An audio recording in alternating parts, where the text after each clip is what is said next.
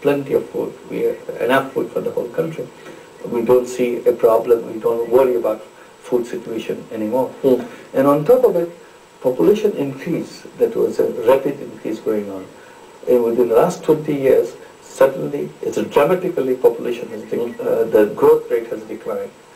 Not because government is giving lectures to the people to do that. People became aware, and that awareness came not people in general, it came from women. Because empowerment of women that took place in Bangladesh for the last 20 years is a phenomenon.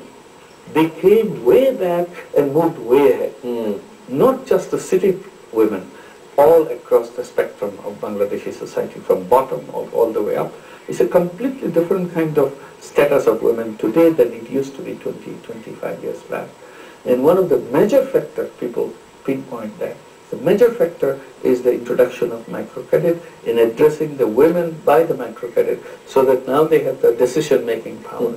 And that decision-making power not only is being active in economic field, they're also active in their decision-making within the family. How many children should I have? And then people became aware it's not the number of children which is the protection for me at old age and future. It is the quality of the children which is important. So they switched their view. They are having less children now. Within Grameen Bank, again, very fascinating study. Within Grameen Bank, number of children is much less than in non-Grameen families, those who do not have microcredit. So you can immediately see, adoption of family planning within Grameen Bank families is twice as high as the national average. Again, Grameen Bank is not a family planning organization. We don't go and tell people why they must adopt family planning. It's not part of our job. But they became aware that if I keep on having babies all the time, I'm all the time busy having babies, I don't do the business as much because I don't have business time there. So I don't want to babies. What I want to have, give a good life to our children.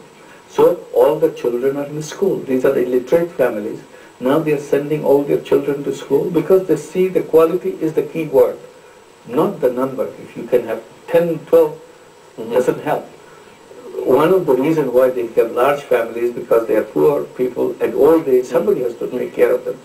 If you have only two, you never know whether these two will be successful. So you have large number so that somebody will be successful and help you. Now you don't have to go through that because you can take care of yourself. So this is how the departure, what the population theory and all that, terrorizing in a one-dimensional way. The issue is there. I'm not saying that you forget that issue. The issue is a very important issue.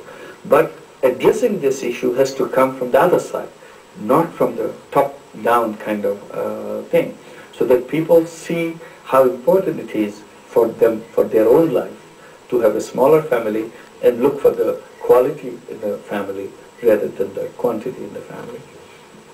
Bueno, hay muchas preguntas que quisiera hacerle y lamentablemente el tiempo es uno de nuestros grandes enemigos que no hemos podido derrotar.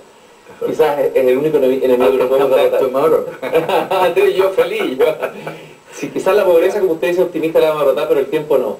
La última pregunta que quisiera hacerle a usted brevemente es la esencia del microcrédito, la esencia que hace cambiar la pobreza. ¿Qué es lo que es? ¿Qué es lo que se está dando con el microcrédito? ¿Es el capital o es la dignidad? ¿Qué es lo que realmente aporta el microcrédito que hace que se produzca un cambio cualitativo? If I just tell one woman who finally persuaded because she's afraid to take a loan from the bank because she never touched money in her life, and we explained to her why it is important, she can think about taking a loan and make an income for herself. Finally, out of the desperation, she said, well, why not, let me try, and she tries. For the first time she receives that money, she asks for, say, about $20 or $25 as a loan. She wants to do the husking of rice, take the husk out of the rice by pounding rice and selling it in the market. That's the safest investment for her. This is what she decided. So she came and took the money. And the day she was about to receive the money, you think she will be very excited taking the money for the first time she's getting this money. She doesn't do that. She gets very scared. She spends a sleepless night, all night. Should I take the money or still there is time? I thought, because too big responsibility. I may not be able to handle that. So she decides not to take the money. And in the morning, her friends from the group comes and she tells her, no, I cannot take the money. And they get very upset with her. No, you have to take because we want to take the money. If you don't take, they don't give the money to us too. So we are in this together. So they encourage her, okay, we were all together. So finally she receives that $25 of money in the hand. And she trembles, she shakes. She cannot believe anybody has given her so much money in her hand because she never seen all this money in one place, and particularly in her hand. So she thinks that anybody who trusted her with all this money, I must keep that trust because nobody trusted me for a penny in my life. Today they gave me all this money. And if they have trusted me so much, I want to keep that trust intact. And she starts from there. And this is the beginning of microcredit, so on. So first of all, it is the trust in the person. The first time she feels her worth, that I am somebody that worth trusting. And she then works to keep that trust and work very hard to make sure she earns enough to pay back. And it creates excitement. When she pays the first installment, it's a weekly installment, everybody thought that she won't be able to do that because she never did business before. Now when she does it, she feels so relieved, so wonderful that she has done that. And then she waits for the second installment next week. And next week she worries maybe she will have a difficulty.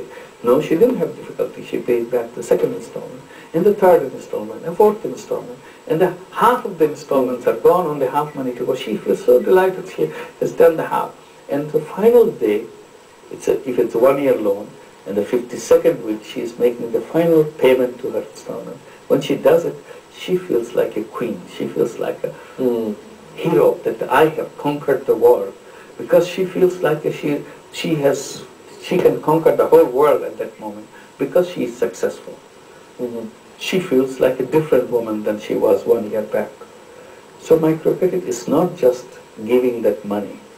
It's a key to explore your own self, who you are. And that $25 journey in 1 year is only the first step. Now she is ready to take the next step, which is a bigger step she wants to, because she is bolder now. She wants to ask for a $40 now. 1 year back, she didn't even think of $40, too big for her. Today she says, that's the money I must take from the bank because I can handle this business. So it's creating that confidence in the person and creating faith in herself, in her own ability, and then feeling the dignity that now she is enjoying from others, that she has kept her word, she's not an ordinary person, she's a person that one can do business with, and she stands 10 feet tall. Well, that's what the microcredit is all about. Bueno, yo le quiero agradecer mucho por haber estado aquí en esta conversación y decirle que usted ha hecho algo maravilloso, que es traducir la poesía de su héroe, que era el poeta Rabindranath Tagore, en acción. Y eso es un milagro, hacer que la poesía se haga realidad. Muchas gracias por estar aquí en esta conversación. Thank you very much. I enjoyed very much talking to you. Thank you.